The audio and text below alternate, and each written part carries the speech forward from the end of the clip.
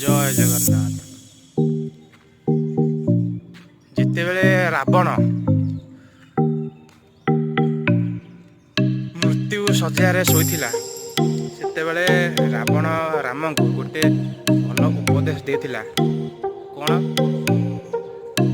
ନା, ରାବଣ ପଚାରିଲା, ହେ ରାମ, ମୁଁ ତୁମଠୁ କାହିଁକି ହାରିଗଲି?